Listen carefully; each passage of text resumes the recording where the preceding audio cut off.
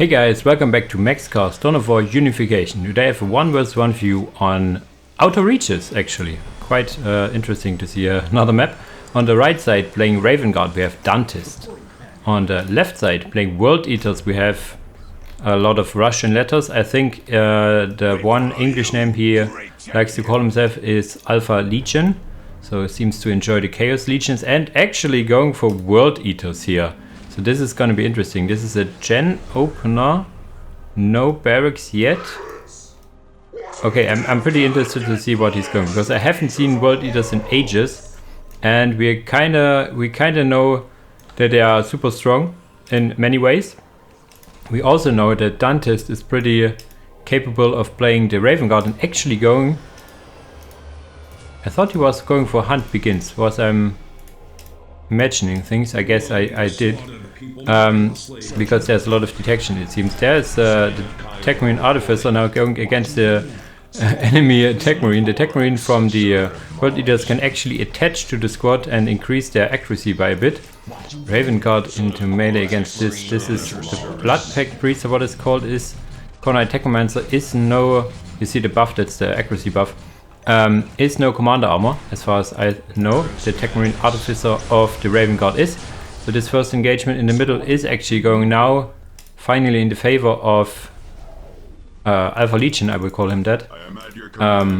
Here's some more melee cultists, so if they go into melee, his economy will get a bit of a boost. We will keep the World Eaters side of things, so we can see the blood points as well as the eco bonuses. But there comes the brother captain going into melee against these cultists, and if he is lucky, he will turn his attention to this Tech Marine actually, but for now he's not lucky. On the other side, the command squad, one of the, I would say the best commander option for World Eaters in tier 1, because it can use the assassination ability, or the basically the commissar buff, a weaker version of it, right into tier 1. On the top, this engagement going back and forth, this point is actually captured and built up by Dantis, so he gets the upper hand on this side. And here we see a lot of cultists, so this is a cultist only opener for now. Not sure if this is actually working out. Cultists were pretty strong at some point, like so strong that you could just run over the enemy. They have been nerfed both in I think stats, but mostly also in economy bonus. You could previously sustain this push by only getting a lot of melee cultists into the enemy lines and stuff like that. These cultists over this side will lose their morale and need to run away. Will maybe even get a squad wipe. Not for now. One bonus the Blood Pact leader gives you, that the requisition cost of building the cultists is actually, I know, not sure if it's still halved or if it's only 25% reduction, but yeah, you get them a lot cheaper on the field. The reinforcement cost obviously is not changed, as this is not a modifier in the game. First Space Marine squad here is on the lines of one first squad that could sustain longer fights in tandem with the brother captain. Over here the scouts are more of a support role, so is the artificers. Now the heal ability has been used on the Blood Pact commander, but it only heals the commander itself, I think, not the units around him, as far as I know. There's a lot of rah going on. The brother captain needs to get out of this fight super quick now. He cannot attach to the Space Marines to save himself. He needs to jump out. This point has been captured. Yeah, he jumps out now. The Space Marines need to turn away. The melee will help. Alpha Legion here. Alpha Legion is a bit behind in the build-up points. Building up the points. He has a lot of power because he's not using it. What is he going for? The Cornet Lord as the second, so another sustained melee combatant over here. Not sure about the generator. You cannot upgrade your points actually, so you either want to get to relatively quickly tier 2 to get the power used, or you're just piling it up. It means the generator isn't as expensive, so you can start piling it up for some dreadnoughts later on. The commander going down at the behind enemy lines, and now these guys need to, they could sprint. They should, if they have it off cooldown, they should sprint out of it. These guys sprinting for a flank or what?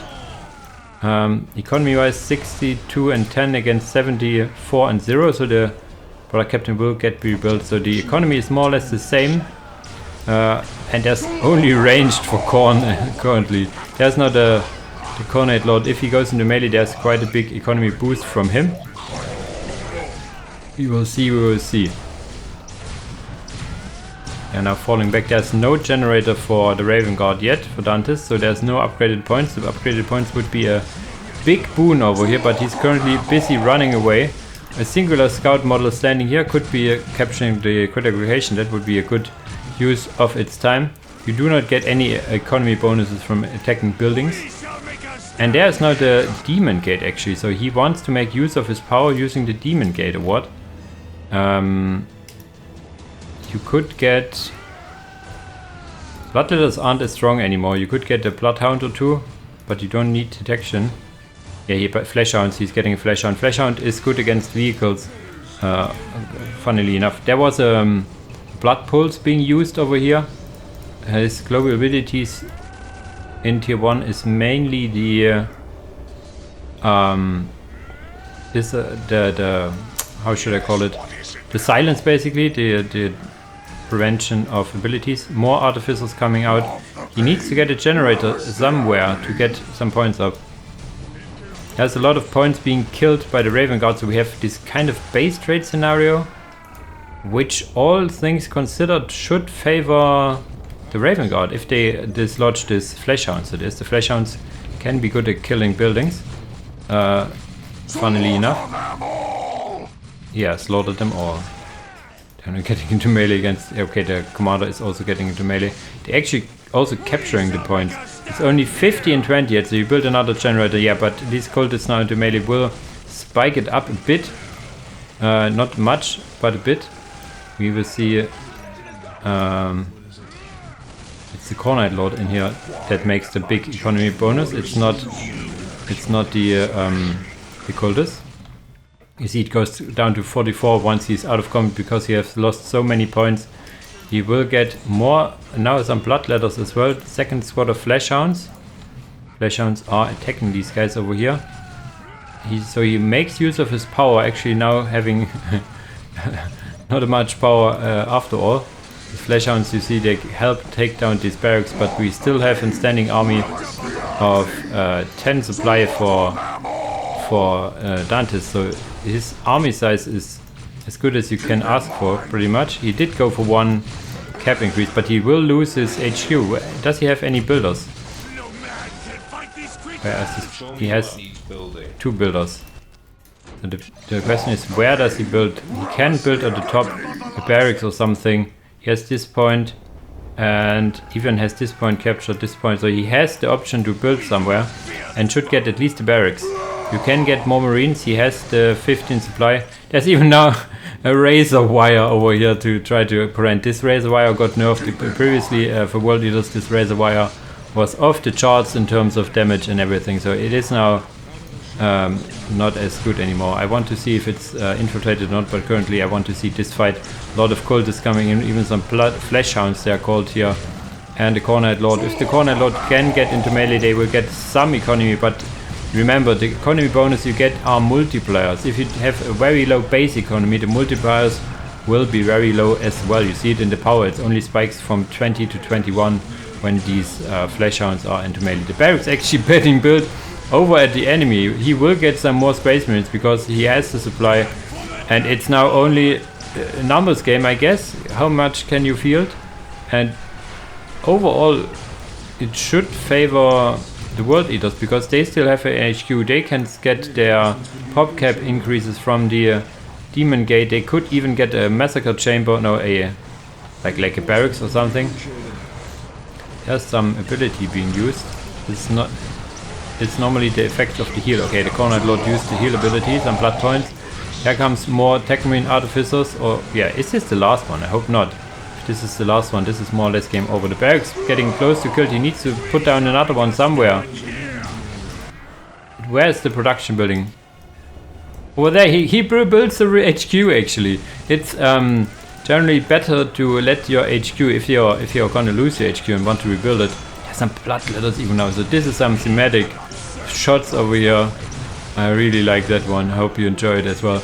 It's generally better to, if you use the HQ, let it die, have another building that keeps your annihilation victory from triggering, like the barracks you have, and then rebuild the HQ, because the HQ is cheaper if you have no HQs on the field. And this is a little note over here, but currently Dantis is just running away. Not sure if his product captain is still around. There's so much going on in the map. Heal again used, but the heal does not affect the units he's attached to, so I'm pretty certain about that. There was even a point built at his own base. So this is some outer reaches for you. This is getting very weird very quickly. Fleshhounds can take down this building. We are ready to fight. So he's getting his HQ back. There's like no economy for Alpha Legion here. There's actually a pretty okay economy for Dantis, all things considered. So he can reinforce. I think he can keep reinforcing his guys, which is the most important thing.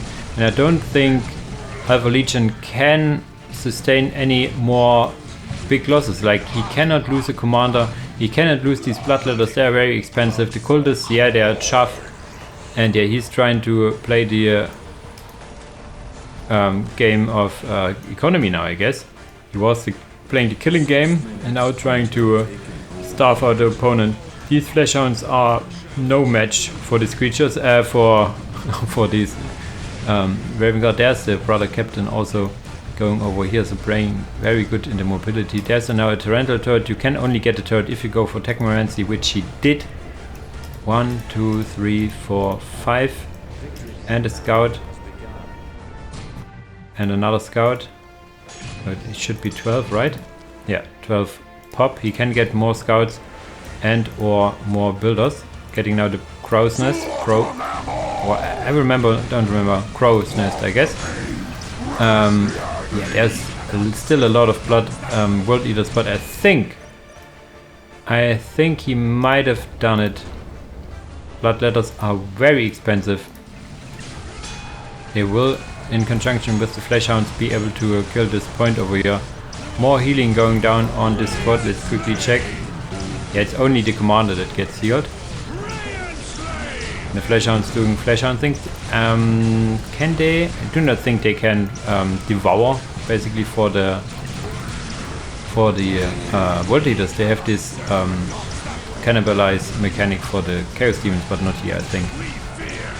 Blood letters going into melee. There's the commissar assassination being used to get a buff.